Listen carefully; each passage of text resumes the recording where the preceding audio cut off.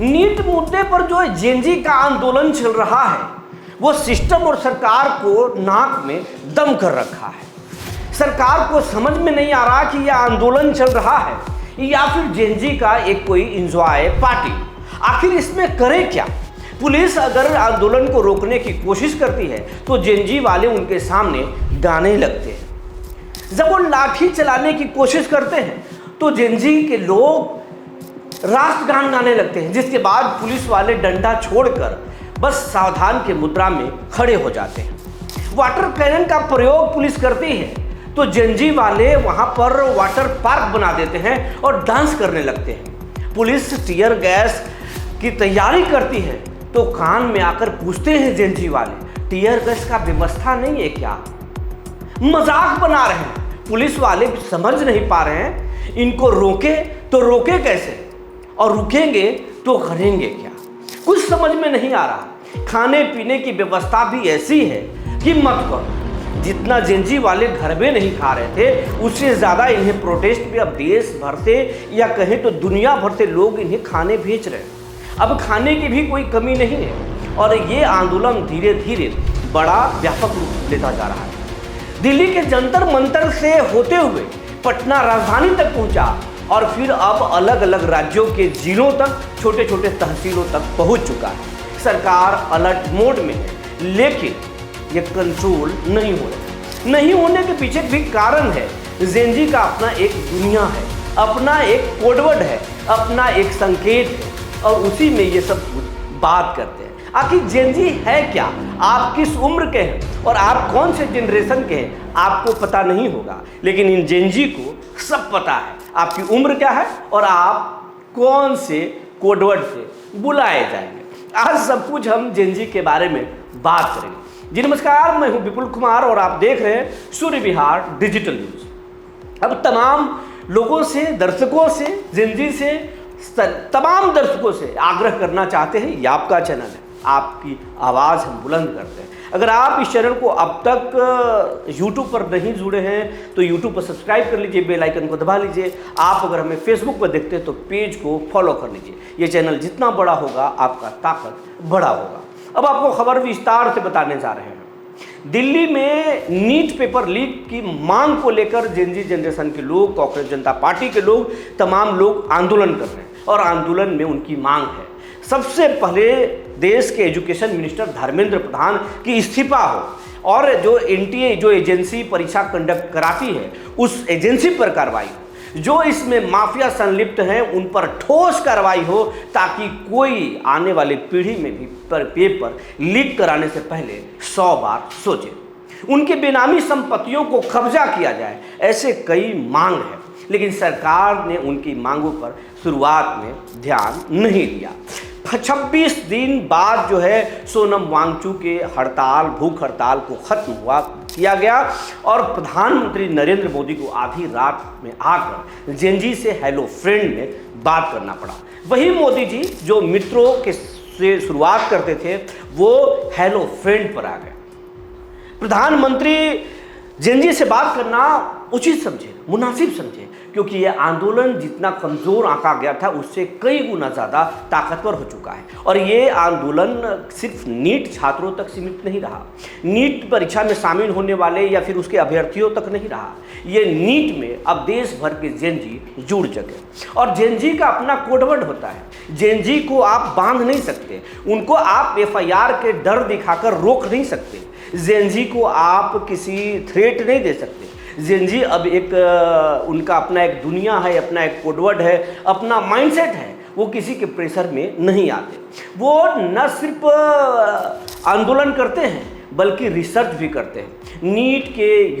NEET में क्या क्या होता है, नीट में क्या क्या मानक तय होता है, कौन उसको कराता है, उसके लिए कौन से एजेंसी के पास क्या पात्रताएं होनी चाहिए, एजुकेशन अगर वो कोई गड़बड़ी हो तो एजुकेशन मिनिस्टर को कैसे उस पर एक्शन होगा, ये तमाम सारी चीज़ों को जानते हैं वो लोग। यही कारण है कि जेनजी जो है पुलिस और सिस्टम के लोगों को नाक में दम करके रखा है। जब दिल्ली के आंदोलन को तो देखे ही होंगे, अब दिल्ली से ज़्यादा पटना के जेनजी ने ज़्यादा रोचक बना दिया इस खेल को। पटना में जब जेनजी को रोकने के लिए रस्सी लगाया गया, तो फिर रस्सी प्रतियोगिता, खींचो प्रतियोगिता बना दी पटना के जेनजी ने। रस्सी पुलिस वाले भी खींच रहे, स्टूडेंट भी खींच रहे। अब रस्सी प्रतियोगिता हो गया।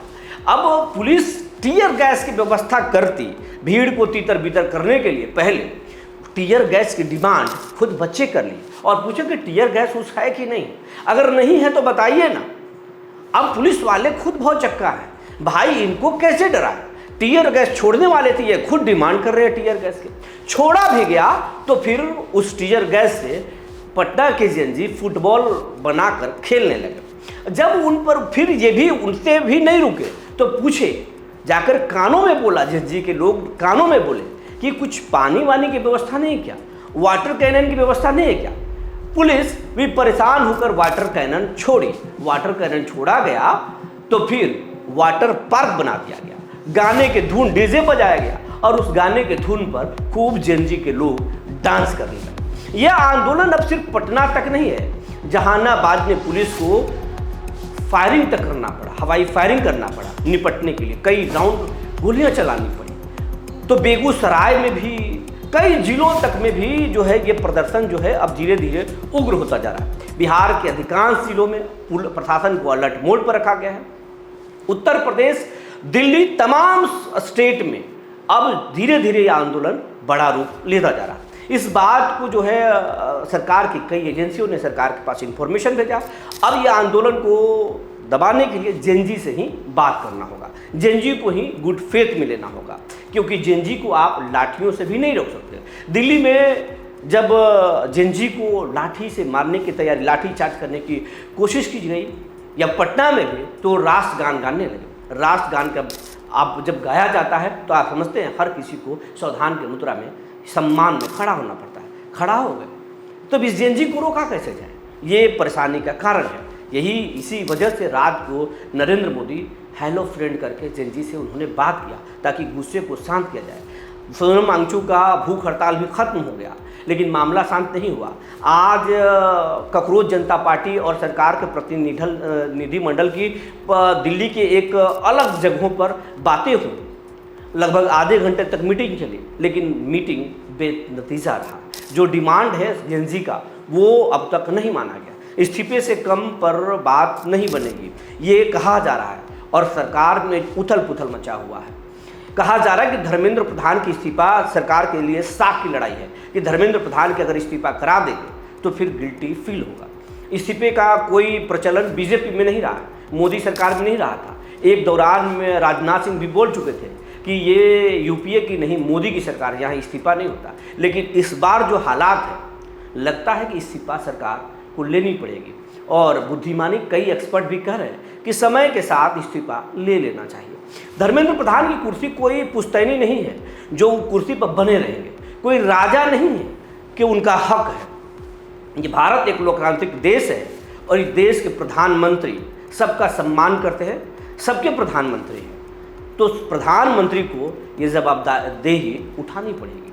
प्रधानमंत्री जब देश में जीएसटी आधी रात को लागू कर सकते हैं, नोटबंदी कर सकते हैं, धारा 370 हटा सकते हैं, तो ये भी छात्रों के हक में फैसला ले सकते हैं। हालांकि आज प्रधानमंत्री मोदी ने पेपर लीक को लेकर ठोस कानून बनाया और कैबिनेट में उसकी मंजूरी दे दी, जिसके बाद 10 साल की जेल से लेकर 10 करोड़ तक का जुर्माना भी हो सकता है पेपर लीक करने के आरोपियों को। लेकिन इसी बीच एक चर्चा भी है, सोशल मीडिया पर कई चैनल डिजिटल प्लेटफॉर्म चला रहे हैं कि बिहार के बड़े पेपर लीक माफिया संजीव मुखिया को सीबीआई ने क्लीन चिट दे दिया। तो ये फिर फास्ट ट्रैक कोर्ट और ये कड़े प्रावधान से क्या वो पेपर लीक माफिया बच नहीं जाएंगे, ये भी एक सवाल है। अब बात करते हैं जेनजी का। जेनजी का दुनिया अलग क्या है, तो हमारे पास जो जानकारी है वो जेनजी का एक अपना एक कोडवर्ड है। और आपको अपने उम्र के बारे में, जो आप जिस उम्र के होंगे, आपको पता हो या नहीं पता हो, लेकिन हम आपको बताने जा रहे हैं कि जेनजी किसको बोलते हैं। और अगर आप 40 साल की उम्र के हैं तो आप कौन से जनरेशन के हैं, आप अगर 60 साल की उम्र के हैं तो आप कौन से जनरेशन के हैं। ये एक जेनजी का अपना बाकायदे कोडवर्ड है और ये जानकारी आपको दे रहे हैं। 1928 से 1945 तक जन्मे लोगों को साइलेंट जनरेशन के लोग कहा जाता है। आप समझ लीजिए, 1928 से 1945 के बीच में यानी जो आज़ादी से पहले के लोग जो जन्म लिए हैं भारत में, उन्हें साइलेंट जनरेशन कहा जा रहा है। जो 1946 से 1964 के बीच, यानी आज़ादी जब देश में करवट ले रहा था उसके और जब देश जो गणराज्य भी बना, तो 1946 से 1964 के बीच में जिनका जन्म हुआ है उसको बेबी बूमर्स कहते हैं, बूम्स कहते हैं। और 1900 जनरेशन एक्स जो है उनको कहते हैं, जो 1965 से 1980 के बीच में जन्म लिए हैं। 1980 और 81 के 96 के बीच में जो जन्म लिए हैं भारत में, उन्हें मिलेनियल कहते हैं। और 1997 से 2012 के बीच में जो जन्म लिए हैं वही है जेन ज़ी। जो 1997 से 12 के बीच में जन्म लिए हैं वो जेन ज़ी जनरेशन के लोग हैं। और जो 2023 से 2024 के बीच में जन्म लिए हैं उन्हें अल्फ़ा कहा जाता है, अल्फ़ा जनरेशन। और 2025 से 2039 के बीच में जो जन्म बच्चे ले रहे हैं उन्हें जनरेशन बेटा का नाम दिया गया है। और उनके भी एक संकेत है, जब पुलिस के सामने कोई आता है ऐसा साइन दिखाता है, कोई ऐसा साइन दिखाता है, ऐसे ऐसे साइन दिखा रहे हैं जिसके गलत मीनिंग भी होते हैं, हम कभी भी वो नहीं दिखा सकते। शब्दों को उच्चारण में कुछ हो सकता है कि गड़बड़ी हो, उसके लिए हमें खेद है, लेकिन जेन ज़ी का अपना एक दुनिया है। जेन ज़ी उसी दुनिया से बात कर रही है और सरकार के लिए यही परेशानी है। ये आंदोलन को ख़त्म करने का सबसे बेहतर तरीका है एजुकेशन मिनिस्टर धर्मेंद्र प्रधान को इस्तीफा ले लेना चाहिए, एनटीए पर कार्रवाई करनी चाहिए और स्टूडेंट के आत्मविश्वास को बढ़ाने के लिए सरकार को पारदर्शी तरीके से एक अच्छा संवाद करना चाहिए। जो जानकारी निकल कर आई थी हमने आपको बता दिया। तब तक के लिए धन्यवाद।